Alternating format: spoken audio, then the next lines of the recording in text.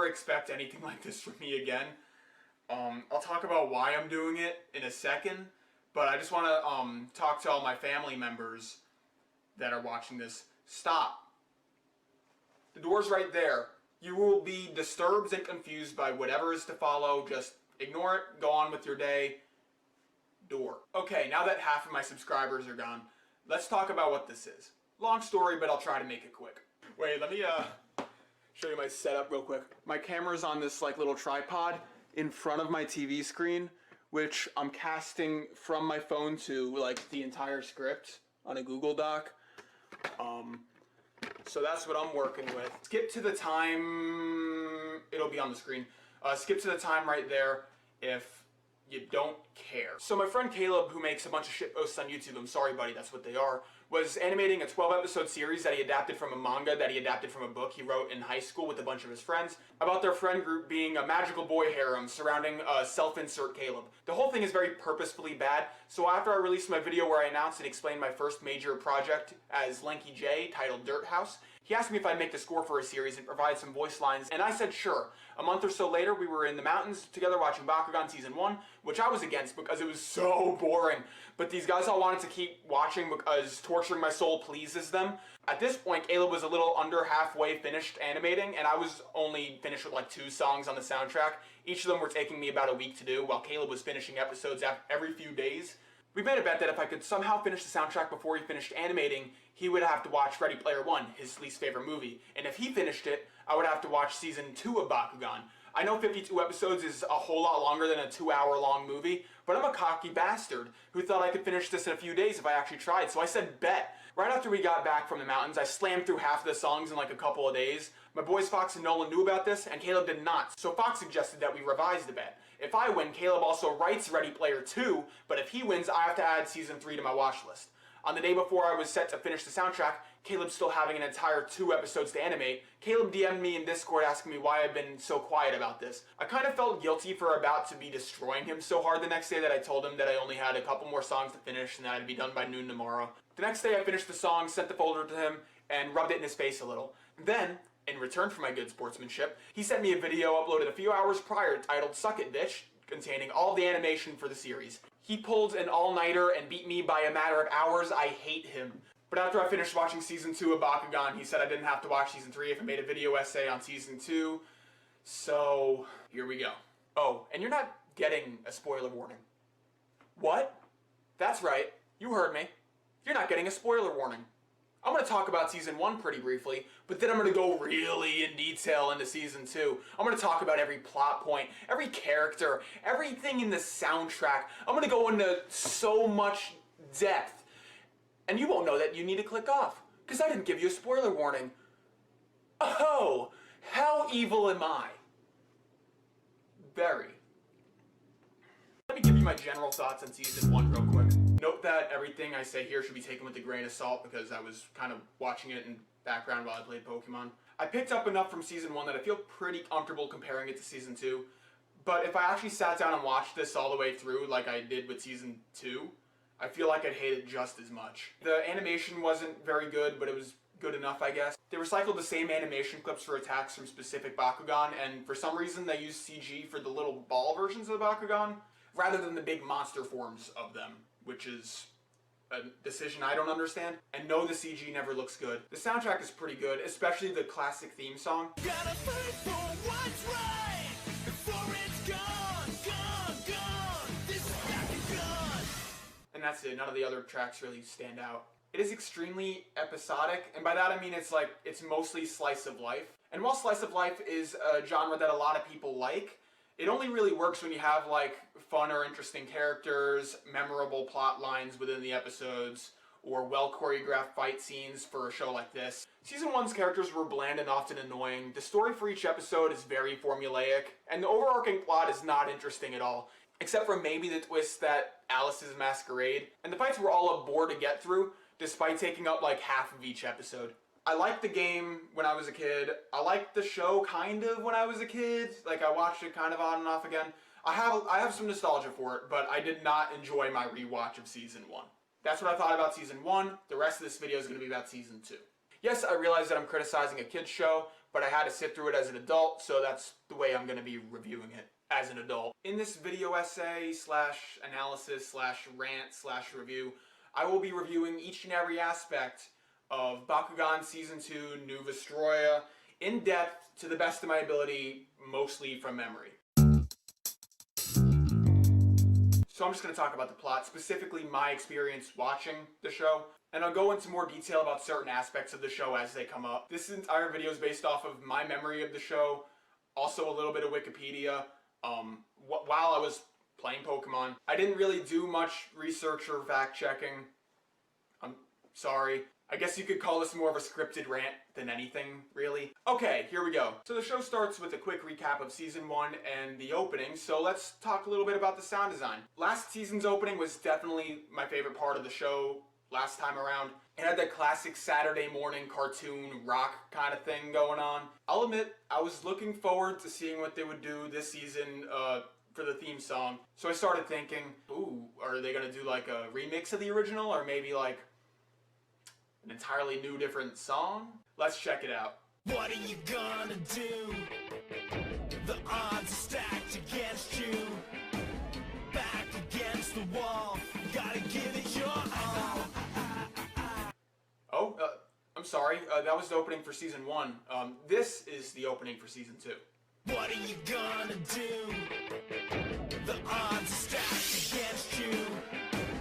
Back against the wall, gotta give it your all. Yup, it's the same song, but played over clips of Season 2. In fact, the entire soundtrack is the same. Maybe the bad guys have a new theme or something, but I really couldn't tell the difference if that was the case. Even the ending is the same, despite the majority of those Bakugan barely showing up throughout the season. Maybe they wanted the season to feel like a natural continuation of last season, but if that was the case, like, why not at least change those last 6 Bakugan to the 6 main Bakugan this season? The score isn't the only part of sound design that I'll be covering in this section. The other thing I wanted to address here is the voice acting. And there really isn't much to say about it. I feel like, and even in Season 1, the voice acting is bad, but only so bad it's good. Every once in a while, maybe like once or twice an episode.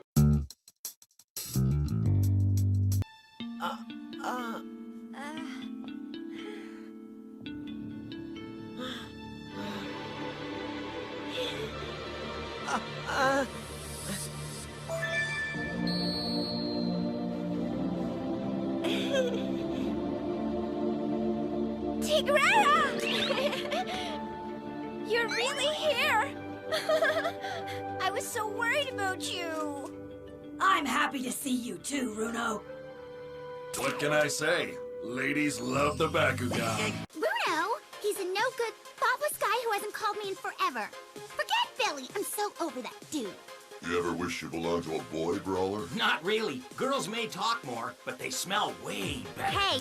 After the intro, we're taken to Vestroya, where the Bakugan live, and see that their planet is under attack. A big drill gets launched into the ground that turns the Bakugan back into their little toy forms, and then a number of them get abducted by aliens. In the ship, we see 6 of our main bad guys for this season, called the Vexos. Each of them represent an attribute and dress accordingly, and I gotta say, most of these designs are actually pretty memorable.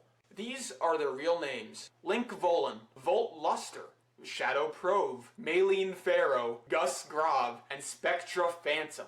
These characters are very cookie-cutter and uninteresting, at least for the first half of this season, except for 2 of them, which I'll get into later. The only thing I feel compelled to talk about is that Shadow licks his gauntlet, like, too often. More often than you'd need to lick your gauntlet.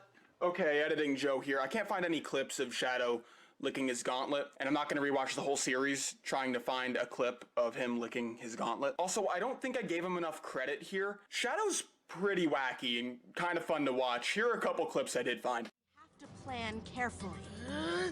You don't think I could take those noobs? Weak! Weak! You guys are so weak! You've got to hurry!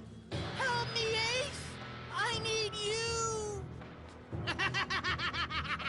You're the only one who can save me, Marucho! So, which one of you tweeners wants to be ripped apart first?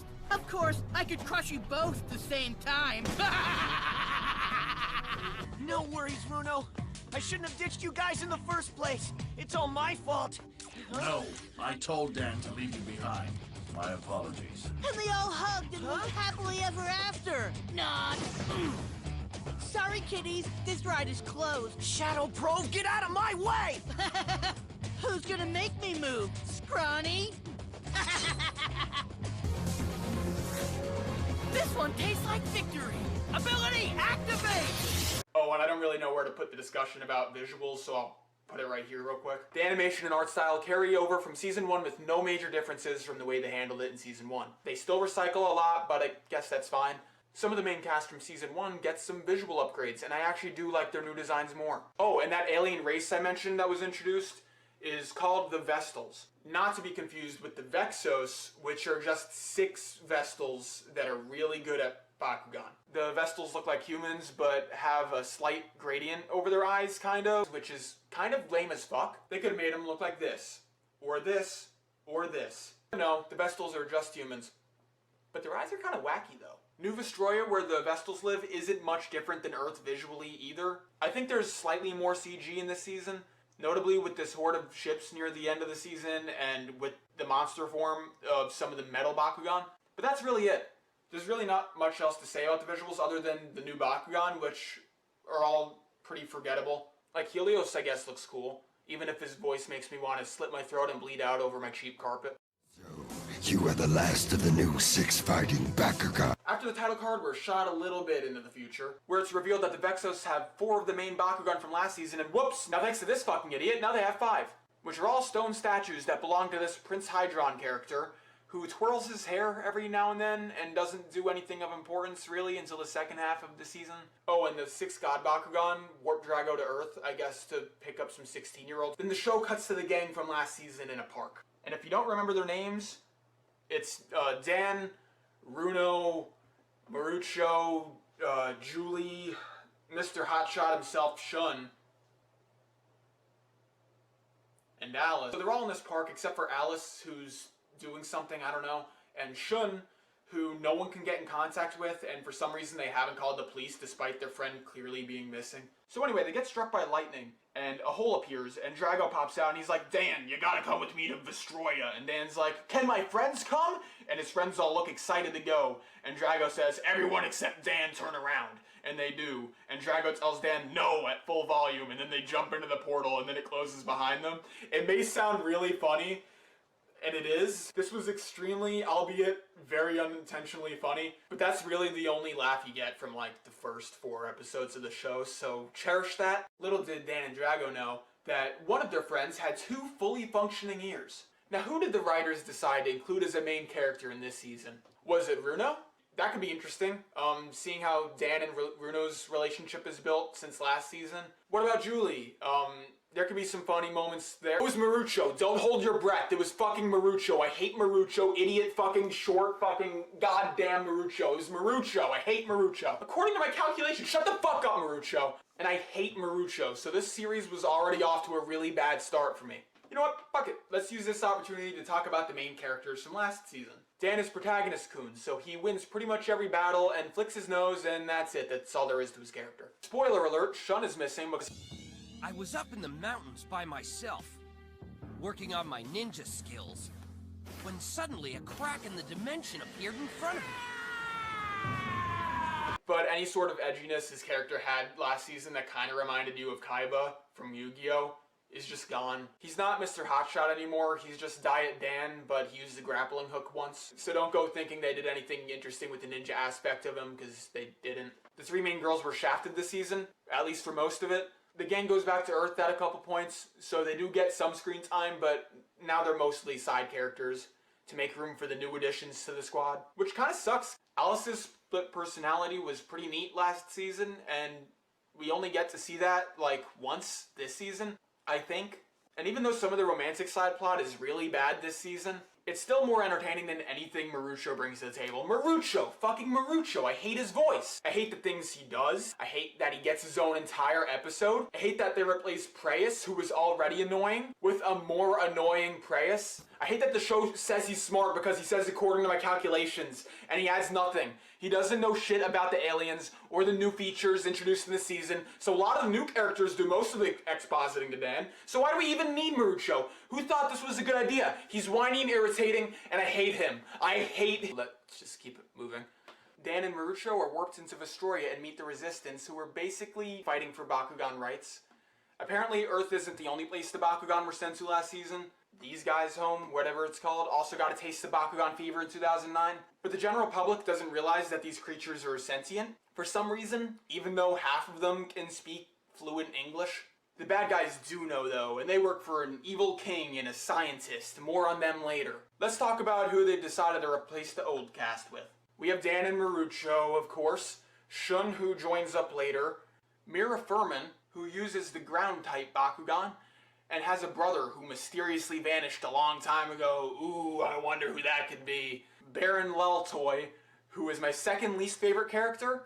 He's a fanboy of the original 6, which I don't think makes much sense. How do any of these guys know what happened on Earth?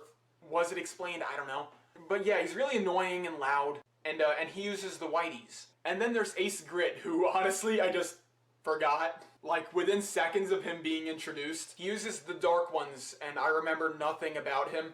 The wiki says he has a crush on Mira, so he hates Stan because Mira likes Stan, but I have no memory of that at all. So they replaced the characters I already didn't like with characters that are boring, annoying, and forgettable. Great. After all these guys are introduced, Dan battles one of the Vexos and wins. Battles are better this season, but still super, dull. It's still each player playing cards and making their numbers higher, and the higher number wins, and it's like watching a game of war. But it's scripted, and you know who the writers are gonna have win, because it's a kid's show. This time around, it feels more like a game, at least. Each player has a health bar or something, which is cool. They need gauntlets to play now, which I mentioned briefly not too long ago. But they only exist to sell toys and don't do anything except let you put a card or two in them and then activate the card instead of just activating the card. Metallically enhanced Bakugan are a thing now, and used by the Vexos. Also, they introduced Trap Bakugan. I don't really know what they do. I'm pretty sure they just buffed the Bakugan that are already out on the field. But isn't that what the cards do already? I don't know. Also, Voltron Bakugan, which, I mean... Okay, Voltron Bakugan are pretty cool. But the only real feature that I say added, like, a cool twist to the battle dynamic is, like, if you lose a battle against the Vexos, they take your Bakugan. And that doesn't really happen often to the good guys, because they're the good guys. But yeah, all these little additions make the battles a little bit more bearable to get through. It's still a drag, though. Like, I haven't really watched a whole lot of Yu-Gi-Oh!, but, like, from what I've seen in the battles, sometimes there's strategy. I'd rather watch something like that than numbers. But yeah, Dan wins, and that's the end of episode 1.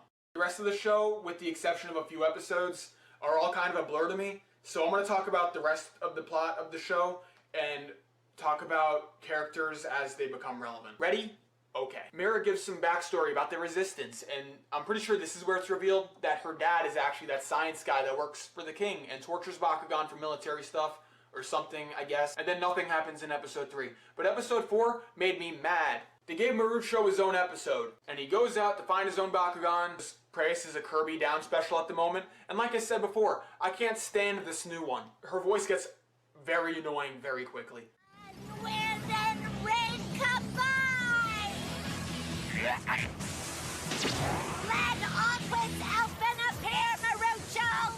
There's still time to run away. And they did replace her, like, later on, but I still don't like it. I also don't know why it was necessary to introduce this character in the first place. Marucho had a second Bakugan last season that they just never bring up again in this season. What happened to Preyas Angelo, Preyas Diablo? What happened there? I kind of did like that gimmick. I thought that was kind of neat that not a lot of the Bakugan were able to do. It's like even the new Preyas that was introduced is able to switch attributes just like Preyas, Also, Drago can do that now, and I think a couple more Bakugan. So he's not very original. Praise Diablo and Angelo had like something going on that I kind of liked, even if they were also kind of annoying. But yeah, what reason did they have to write in this entirely new Bakugan that was worse than the last two? Oh yeah. But anyway, he battles the Vexos and wins, yay. Some stuff happens, and in episode 6, Shun is back, yay! And his new Bakugan is pretty cool. Its personality is still sparkling vanilla tofu water, but it looks cooler than the big bird one he had last season, so I'm okay with it. They all break into a big city, and Mira goes to look for her dear older brother Keith. And when she finds her dad, he's like, your older brother is no more, and the Vexos absolutely fucking end her life. A couple more episodes of infiltrating the space later, and this happens. Last chance! Bakugan, roll!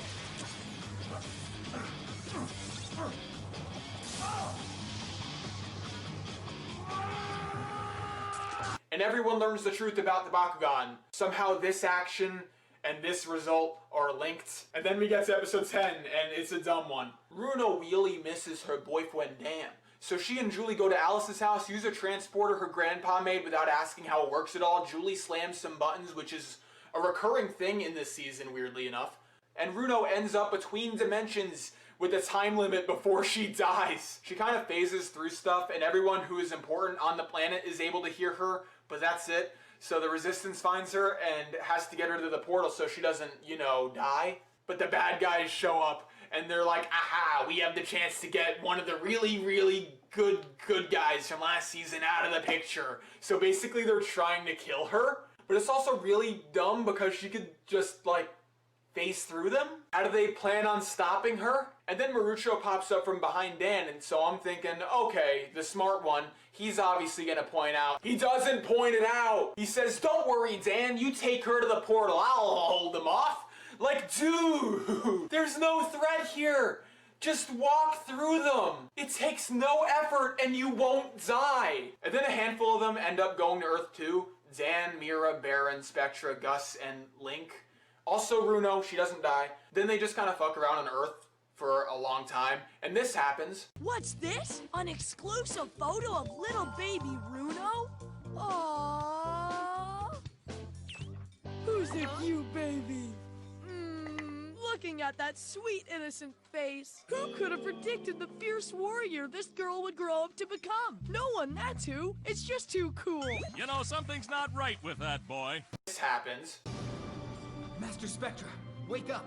Did you know Earth has juice in boxes? Alice and this guy form a relationship, kinda, and Spectra is revealed to be Mira's brother? What? Oh yeah, and Spectra wins Drago in a fight, which I thought would happen eventually, given this mechanic being introduced, but not this soon. Like, it's episode 16 right now? Okay, it caught me off guard.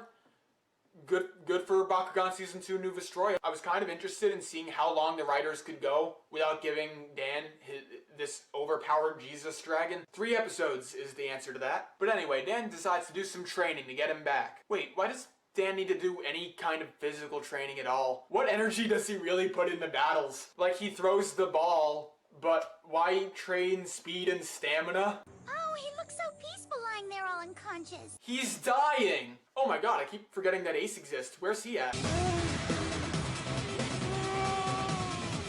Huh. Then one of the gods comes down to Dan, and even though we just spent the entire episode with Dan trying to better himself so that he can rescue his friend, and then he spent like a little of the episode sad because, you know, he let down his friend, the god is like, man, you give up really easily. And Dan's like, yeah, I know, but I'm not giving up. And then he's like, okay, you've convinced me. And they meet up with the others, and they teleport to Spectra, and they battle, and oh no, Drago's in pain! But they beat him, yippee! And then they go back to New Vestroya, but for some reason they can't bring their friends from last season because they don't have a gauntlet or whatever, which is really stupid. It's also clear at this point that either the writers didn't know what they wanted to do with the old cast, or just had new characters they wanted to show off instead. If only these new characters they were pushing were actually interesting characters. Speaking of which, it's finally time to talk about Mira. She betrays the Resistance for her brother Keith, Spectra, Phantom, but only because she wanted to try and change him by getting close to him, which would be interesting if I enjoyed Mira at all. But Mira's just, like, not original. Like, they wanted a character that was or was related to someone in a mask who the audience doesn't know and is a bad guy, just like in season 1. And also a character that had an evil scientist relative, just like in season 1. And then gave her no personality at all. I hate this show. I kind of like Spectra, aka Keith, because he's conniving in a way that reminds me of a LaCroix version of David Tennant's character from Jessica Jones. He's emotionally manipulative, but only once or twice, and has, like, no charisma, though. Oh, and then Mira betrays the Vexos. Okay. The gang meets Prince Hydron, who still doesn't do much. Dan battles Spectra, and they tie. And then the gang hits a bunch of random buttons, like, literally random buttons, to save the 5 main Bakugan from last season. And then some baffling decisions are made, which I'll go into both of them right now. 1. This feels like a season finale. We are exactly halfway into the series, so I guess it's split up into 2 parts. But this feels like it should be a season finale. It does not feel like there's more story to tell. I guess the king and prince are still in charge, but they don't feel like a threat because we've barely seen them be threatening. The Vexos were really the bad guys of this season thus far, and it feels like they've all been beaten. Like, we're halfway through and I'm already exhausted and a little satisfied with the plot ending here. I did not enjoy the ride, but, like, you know, it just feels like a natural ending point. They must have some big plans for the second part. 2. Almost everyone gets their Bakugan back. Portals appear everywhere, letting Runo and her Tiger one be reunited. Same with Alice and the Hydra, Julian, the brown one. Marucho gets Preus back, even though he already uses the other one. Also, still fuck Preus Angelo and Diablo, I guess. They're still forgotten by everyone. Shun meets up with Skyrus, but Skyrus, for no actual reason, is just like, well, you already have a cool green Bakugan. I'm just gonna stay here on New Vestroia, bye-bye. Which, I like his new Bakugan's design more, but they didn't even try here. Then Drago tries the same thing. Like, I have the perfect core, I need to stay on New Vestroia and protect everyone or whatever. And the guys are like, shut the fuck up, go home. And they take the perfect core from him and give him the power to teleport. So, yay, Dan gets to stay with Drago. I am losing my mind. The king tells Mira's evil scientist dad to make a Bakugan death machine and proceeds to annihilate the 6 gods in battle, which is an alright setup. It's over the top, and the king is shown to be pretty competent. The 6 gods decide to give their attribute powers to the 6 main Bakugan, but not the main Bakugan from last season, the new ones. Which, sure, but why would they choose this guy over the Tiger? This man has only won, like, 1 battle throughout the entire show. But this causes them to evolve, so I think I know why they made this decision. Anyway, the plot for this season is mostly flipped on its head from last time. Instead of the brawlers going around beating each of the bad guys, now they're being hunted by the bad guys. If a bad guy beats them in a fight, they take the power, and if they get all 6, they can power the Death Blaster, I think. Honestly, I'm just trying to skim through Wikipedia right now while I try to remember. But this is also a bad thing because it means the main cast can just kind of fuck around while the bad guys plot. It's like Team Rocket in Pokemon, but they're trying to make them actually menacing, so it's bad. So yeah, the season starts to drag almost immediately, having started the second half, and it feels like the writers had no idea where to go from here, at least for a while. It gets more slice of life like season 1, and again, I do not enjoy these characters, so, you know, I've already made my point there. But no, this is a great thing, because it means we get an episode about this guy looking for a house. Great! I'm going to talk more about some of the characters now, starting with Dan's parents, because I forgot to talk about them earlier. They're not super relevant, but they're worth mentioning. They try to make them feel more like parents that are concerned for their child dimension hopping for days, even weeks at a time, which has my approval. If only they didn't completely abandon this dynamic in, like, the same episode it was brought up in. It feels less like they wanted to make these side characters more relevant and engaging, and more like they wanted to pad out the runtime because this did not have to be 52 episodes, which it looks like they learned in season 3. Okay, now I'm going to talk about the villains of this part of the season, and also the bulk of the plot, because those things are kind of related. Nothing new with Shadow or Mylene. They're still evil for the sake of being antagonists. Prince Hydron takes the spotlight this season as the main villain, for most of it at least, which may surprise you after I built up the king the way I did, but no, we don't get much of that until the last episode or 2. He basically just tells the Vexos what to do and sometimes does their work himself. He's not particularly funny, charming, over the top, or anything really. The only thing worth mentioning about him, other than this, is his relationship with his dad. Like I mentioned, the king is strong and ultra evil this season. He doesn't seem to care about his son at all, but Hydron really wants to prove himself to his dad. It's standard stuff, and after a fight later in the season where the king makes Hydron eat his own feces, he ends up joining the resistance. Volt is actually shown to be more of a righteous guy than I gave him credit for last part. He doesn't want to destroy the home he grew up in, even if it is a dump. And because of this, he stands up to Prince Hydron in his own little redemption arc episode. Same with Link.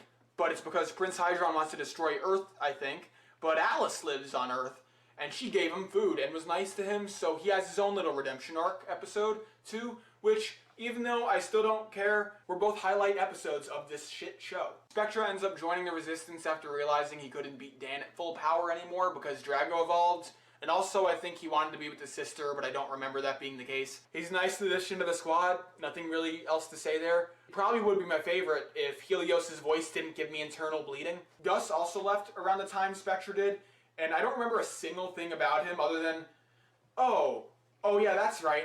These are the only two of the bad guys that don't die. Yes, that is right. Everyone else gets fucking offed. Shadow and Mylene die in an explosion or something. Prince Hydron actually kills Link and Volt when they have those redemption arcs I talked about. Apparently Mira's dad dies, but I don't remember that because I don't remember him. Prince Hydron dies, and the king dies too, but I think everyone expected that. Like, there's a surprising number of deaths in this show that really has no reason to exist other than to sell toys to small children. That's pretty much everything until the climax worth talking about, except for episode 42, where Drago has to do that thing Iron Man did 2 years later in Avengers, where he has to fly a bomb into space, but instead of throwing it or something, he just kind of absorbs the energy and evolves because fuck effort, I guess. Fast forward to a full-on war in the last 2 episodes. These 2 are already dead at this point, and this is where the rest of them die. The Resistance splits up, and the Earth Gang goes back to Earth, and then this boring-ass season has the gall to end on a cliffhanger. These boys are in a VR training arena, and this random guy just walks in, even though this is built in Marucho's privately owned home. Excuse me, would you be the Bakugan Battle Brawlers? Huh?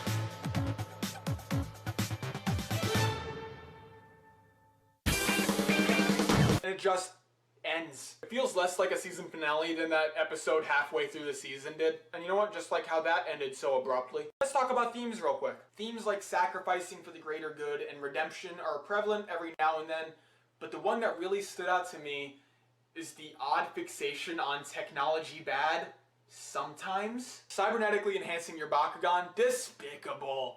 Even if the Bakugan consent to it verbally so you know it's not against their will or anything, man, fuck that.